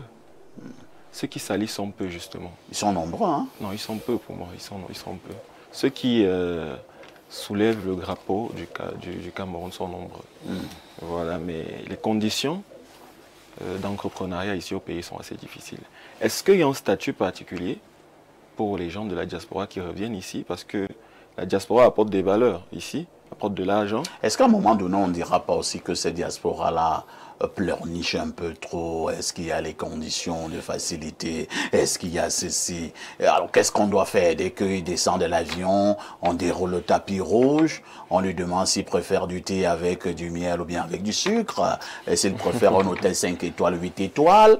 Est-ce que la vie également n'est pas en combat? Est-ce que cette diaspora ne devrait pas également se dire que, bon, comme les conditions d'accessibilité au pays sont si difficiles, nous allons également mettre sur pied un certain nombre de stratégies et surtout se dire que ce n'est pas parce que les conditions d'accès ou bien d'entrepreneuriat au Cameroun sont compliquées pour nous, la diaspora. Nous également, nous allons leur régler les comptes ici en Europe. On va par exemple au niveau du FMI, on essaye de salir le pays en disant que là-bas c'est la corruption qui a pignon sur eux, les détournements de deniers publics. On va dans tel et autre organisme qui pouvait peut-être investir au pays. On fait comprendre que non, le président, il est déjà vieux et que c'est un pays à risque pour les affaires, ainsi de suite. Vous ne connaissez pas des Camerounais qui brillent par ce genre de scénario en Europe ou bien de toutes les façons à l'étranger? Monsieur Parfait, ici, quand on arrive au niveau où on salit sa famille, c'est que c'est gros. Vous voyez? Donc quand un Camerounais salit son pays à l'extérieur, c'est que c'est gros. Et il y a des raisons qui peuvent nous amener quand même à salir le pays? Il y a des raisons. Donc toi, tu peux salir le Cameroun? Je ne peux pas le faire, je ne l'ai pas fait. Mais il y a des gens, quand ils vous expliquent leur vécu, vous voyez qu'ils ont les raisons de dire certaines choses, monsieur Parfait, ici. Donc c'est un peu ça. Moubarak, que devrait faire la diaspora camerounaise pour vendre positivement l'image du pays? En tout cas, moi je pense qu'elle le fait déjà positivement. Bon, on ne va pas, je veux dire quoi, on ne va pas s'appesantir infiniment sur la petite minorité qui a brillé par les actes d'incivisme sur nos ambassades et toutes les autres institutions de l'État. C'est pas ça, c'est pas dans cette fourchette-là qu'il faut observer. Mais vous verriez quand même que si vous regardez les organisations telles que la NASA, les entreprises comme Mercedes, l'X de France, vous verrez qu'il y a des Camerounais qui ont fait des parcours. Microsoft. Vous verrez qu'il y a des Camerounais qui ont fait des parcours scolaires et universitaires au Cameroun et ont rejoint ce type d'organisation et ont brillé. Aujourd'hui, il y a quand même le docteur Babette Chonan, il y a Toné Fiké, qui sont à la NASA, mais qui sont des diplômés des universités camerounaises, qui ont fait licence et master au Cameroun, ont eu des bourses d'études, ont eu des doctorats en Amérique, et à partir de la formation camerounaise qu'elles ont pu avoir de notre université, elles ont brillé. Ça veut dire quand même qu'en termes de label Cameroun, s'il faut se dire qu'on peut se faire recruter avec les diplômes émanant des universités camerounaises dans ce type d'organisation, ça veut dire qu'en réalité, elle porte très haut le label Cameroun. Bon, maintenant, il y a des brebis galeuses qui essayent de dire que tout ce qui se fait au Cameroun est très mauvais. Malheureusement, elles ont peut-être le droit de penser, c'est la liberté de penser, mais ça n'empêche pas qu'en face d'eux, qu'il y ait des Camerounais qui reconnaissent également que, au-delà des problèmes qu'on peut avoir, la République reste ce qu'on a de plus cher. Le mouvement des franquistes que je représente aujourd'hui, il est né dans la diaspora.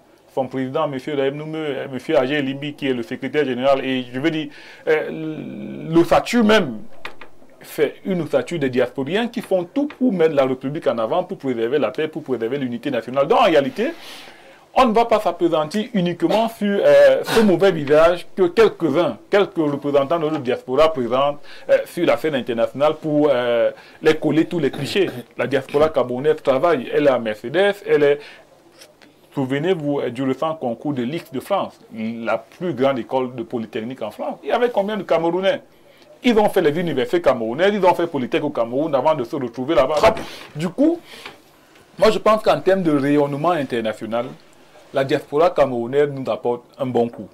Maintenant, elle doit aller un peu plus loin parce que les accords de coopération, non, de co-développement entre le Cameroun et certains pays ont essayé de créer des cadres d'action de la diaspora en faveur du développement du pays d'origine.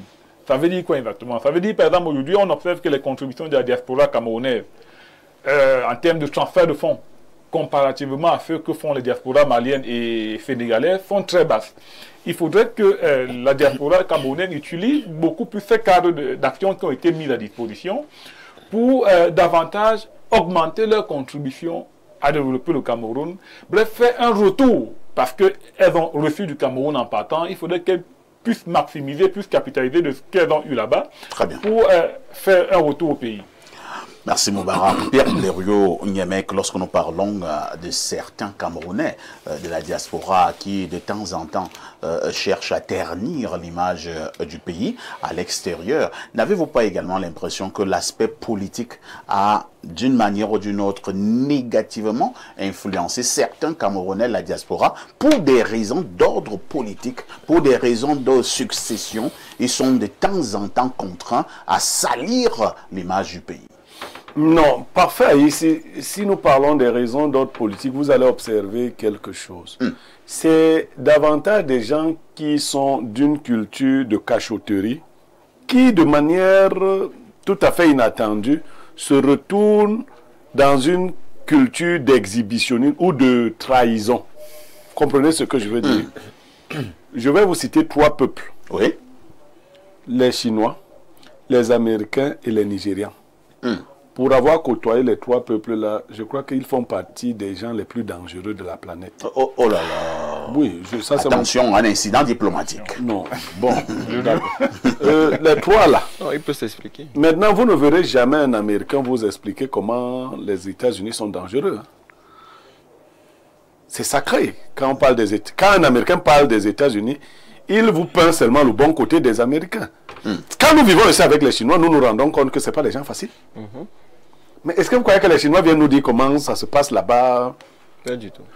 Quand vous commencez à essayer de voyager, les Nigériens pareillement, quand vous commencez à essayer de voyager, vous comprenez le mal que certains membres de la diaspora font au Cameroun en croyant nuire à Biya seul. Vous comprenez?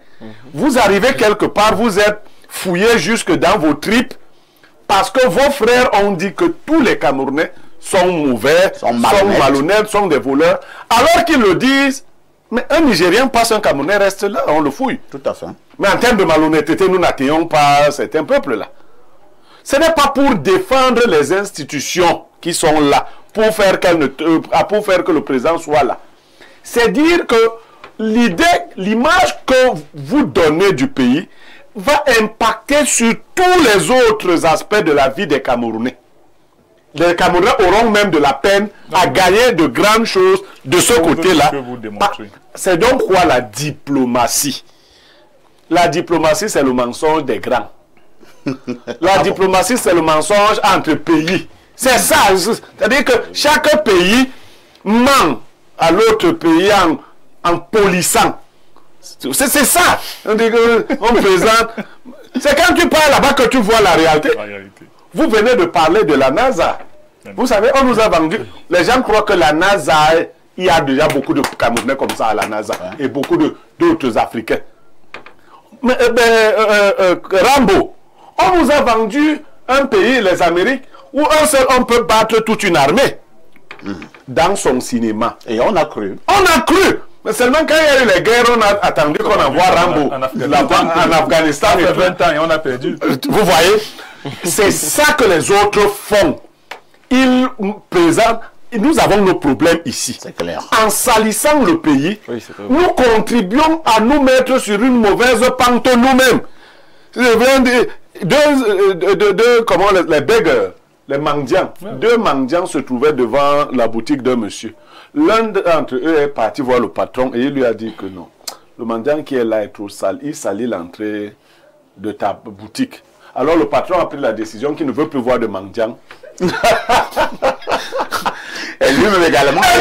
Il s'est rendu compte qu'il a scié la branche sur laquelle lui-même il était assis en allant trahir l'autre. Alors qu'il pouvait venir même le nettoyer, lui dire que gars, porte les habits, hein, tu es trop sale. Mais en allant le dénoncer, le patron a dit que lui ne veut plus voir de mendiants. Et tous deux ont perdu. Merci Pierre Blériot. Oui, Michael. À ce que M. Pierre Blériot disait, généralement on croit beaucoup plus à ce qui se dit qu'à ce qui est. Dans le contexte de l'entrepreneuriat, par exemple, déjà quand vous êtes là-bas, on vous dit que non, c'est gâté ici. C'est gâté. Tu vas venir faire quoi ici? Mais moi, je suis là. Bon, oui, Alain de ce que Blériot a dit est très profond, mais il faut quand même dire que c'est présenté prosaïquement. Vous savez, ici sur place, les entités les grandes institutions internationales ont des représentations. Ils les ont partout.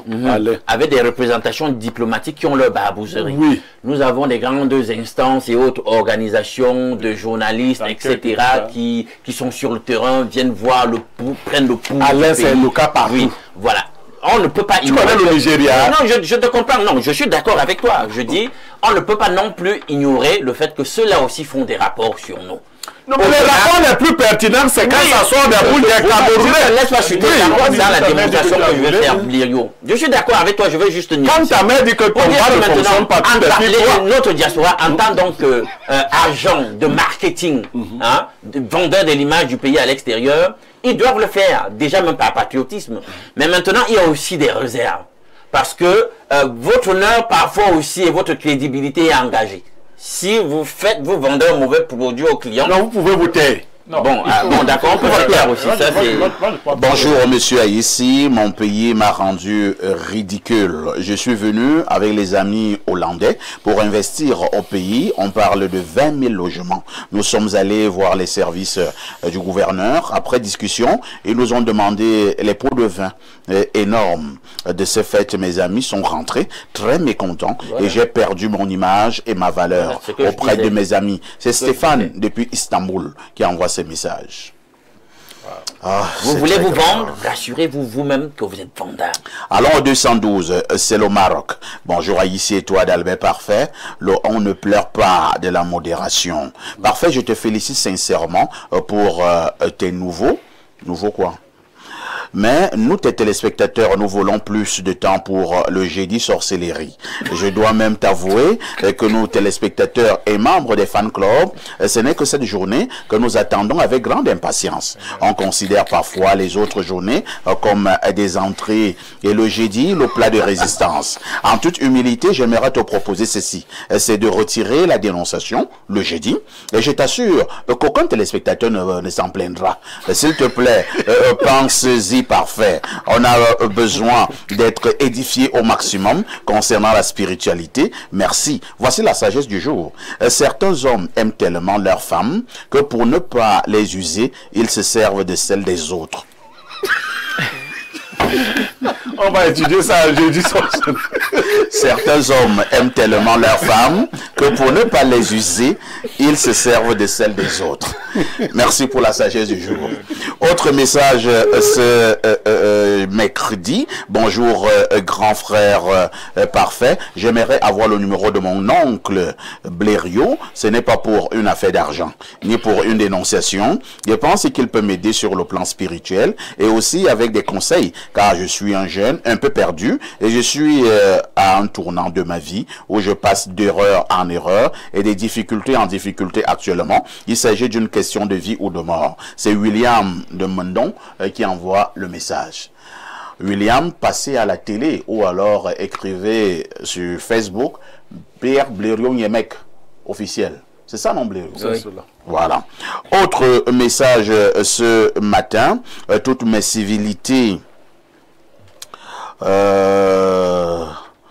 Bonjour le sac de modérateur, El Perfecto. Ma famille et moi te proposons d'inviter monsieur Alain Douk, l'homme à la belle voix très grave, à libre expression, pour saccager certains panélistes incohérents.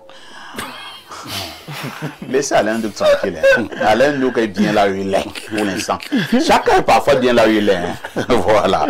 Maintenant, en passant, j'ai vraiment aimé son raisonnement tout par rapport au comportement de la diaspora et surtout là où il questionne le comportement des Camerounais de l'intérieur. C'est coach Yassi Joseph à Garoua. Toutes mes civilités à mon idole Alain Douk et à Castou, c'est toujours coach Yassi qui le dit. Alors, prenons 2 ou 3 dernières préoccupations. Hein. Allons au 357. Il s'agit de quel pays? Chypre. Oui. Il s'agit de Chypre. Alors, oh là là, j'ai encore perdu le numéro. Bah, c'est bon, je récupère. Bonjour à vous, monsieur Parfait, ici, et à votre panel. Un bonjour spécial à monsieur Niemek. Pour Alain Douk, rendez-vous demain à Jeudi Sorcellerie. C'est Jeudi Spiritualité. Monsieur ici, pour ma part, la diaspora camerounaise fait beaucoup d'efforts pour revenir, mais le problème ici est plus politique que socio-économique. Les politiciens du Cameroun ont peur du retour de la diaspora et c'est ça le gros problème. C'est signé le rival de Alain Douk. Ah bon? Vous discutez qui? Autre message ce matin. Bonjour monsieur Perfecto et à tout le panel. Concernant la problématique du jour, je vais épouser le raisonnement de Alain Douk en vous racontant une histoire. Mon frère est revenu du Canada avec ses amis pour investir au Cameroun, chose qui est tombée à l'eau tout simplement parce que les autorités compétentes ont demandé des pots de vin. C'est Pablo de Pugnon qui envoie le message. Je pense que nous allons prendre cette problématique un jour aussi. Hein. Ça devient quand même inquiétant. C'est répétitif même. Bonjour, Parfait, s'il te plaît. Info TV peut me produire un film. J'ai le scénario. Bon, je sais pas. Il connaît le coût de production. Je vois que ce sont des plaisantins. Il connaît le coût de production d'un film. Allons au plus 33. C'est la France. Bonjour, Espace Miné. Merci, tonton Blériot. Ton intervention est toujours pertinente. Je te fais juste savoir que le 20 mai, l'ambassade invite seulement les gens de leur cercle. Les étrangers suivent aussi l'actualité au Cameroun. Autre message ce jour, bonjour Parfait et à tout ton panel. Parlant de la diaspora et la préservation de l'image du Cameroun, Parfait, il y a une Camerounaise de la diaspora à qui on a donné 1 minute de temps d'antenne tous les vendredis à RFI pour dévoiler tous les secrets du Cameroun et elle le fait avec grande fierté. C'est triste. Sam de Douala. Parfait. Non, donne-moi une seconde. Non, peut-être pour la culture générale des gens. En Chine, on pendait tous ceux qui parlaient des secrets des Chinois. Hein. Ouais. C'est-à-dire que quand on vous attrape là-bas, on vous pend. Oui, Moubarak. Je voulais ajouter que... Les secrets sont trop grands mots. Ça sortit là quand même. Oui, mais je parle des secrets. Non, il faut comprendre la diaspora dans ce qu'elle a été engagée dans la dynamique de conquête de pouvoir. C'est-à-dire qu'on peut distinguer une diaspora qui se plaint de ce que le pays ne va pas bien, mais il y a une autre qui est complètement mobilisée dans une machine de conquête du pouvoir. Et donc, l'action qu'elle mène va être interprétée comme des actions de lobbying en externe pour dire aux puissances étrangères qui ont parfois des capacités d'action au pays, que ça va tellement mal au Cameroun, voilà. Donc il faut aussi comprendre un peu cette dimension-là. Et c'est ce que cette dame-là essaie de faire avec RFI. Président Mike, vous qui avez vécu de ce côté-là, bien qu'étant encore bien jeune, vous qui êtes chef d'entreprise, est-ce qu'il y a quand même des conseils à donner à certains qui vivent au niveau de la diaspora pour se dire quoi qu'on dise, pour parler comme les autres tout à l'heure, la nation reste sacrée? Oui, déjà, nous avons certes des frustrations, mais lorsque nous sommes à l'extérieur, nous faisons un effort de cacher d'abord nos problèmes internes, en se disant peut-être que le linge sale se lave en famille. Déjà, je pense que les Camerounais aiment le Cameroun. Oui. Voilà, maintenant, il y a beaucoup de on-dit également. Donc, ce qui est écrit là devant le Premier ministère, au rond-point du Premier ministère, est vrai. J'aime mon pays, le Cameroun. Oui, les Camerounais. Moi, j'avais cru que c'était un décret. Hein. Non, c'est vrai. Maintenant, vous êtes sûr que les Camerounais, tous les Camerounais aiment vraiment le Cameroun? La plupart des Camerounais. Avec ce que nous voyons là? La plupart des Camerounais. Est-ce qu'on peut aimer son pays en pillant toutes les caisses de l'État? Bonne question. On parle de la diaspora. La plupart des Camerounais que j'ai connus... Oui, mais moi, on peut aimer son pays en pillant parce que c'est l'argent du pays. On aime cet argent. Ceux d'ici, c'est leur façon d'aimer le Cameroun, certainement. Mais bon, je pense que les gens de la diaspora aiment le Cameroun et ils ne veulent que revenir. Et ils ne veulent que revenir. Les gens de la diaspora aiment le pays. Je les encourage justement devant votre écran. C'est vrai qu'ils veulent revenir, mais en même temps également, nous au pays, parce que de plus en plus, nous avons ces dénonciations où un Camerounais de la diaspora, bien une Camerounaise de la diaspora a voulu venir investir au pays à hauteur de milliards de francs CFA, mais ils ont été bloqués parce qu'à gauche, on demande le pot de vin. Pour ceux qui ne comprennent pas ces français compliqués, on demande le tchoko. Donc, si tu ne donnes pas le tchoko, on bloque. Alors qu'ils apportent les financements, ils ne demandent rien à l'État du Cameroun, mais on bloque parce que le directeur de ci n'a pas sa part, le responsable de cela n'a pas eu sa part, et le projet est bloqué. Bon, les gens de la diaspora se plaignent beaucoup. Je pense que la façon, ce qu'il faut faire, c'est investir de là-bas. Et revenir quand c'est un peu... Oui, c'est un peu stable. Ce qui explique que même pour investir de là-bas, il faut faire un certain nombre de papiers, il faut légaliser. C'est pas évident. Oui, mais la série administrative. Pour commencer, même au Cameroun, il dit que les administrateurs t'empêchent de le faire. Donc c'est ça qui est la plupart des cas qu'il cite, ce sont des cas où le monsieur ou alors les messieurs prennent de l'argent et ils viennent. Nous allons prendre cette problématique, voilà, un de ces cadres. Merci à Tchanga Simon Michael, dit président Mike, qui était dans là ce matin. Merci à Alain Douk, merci à Moubarak, merci à Pierre Blériot. Ne ratez pas la rediffusion de ce programme tous les soirs à partir de 22h30. Une question avec tout ceci.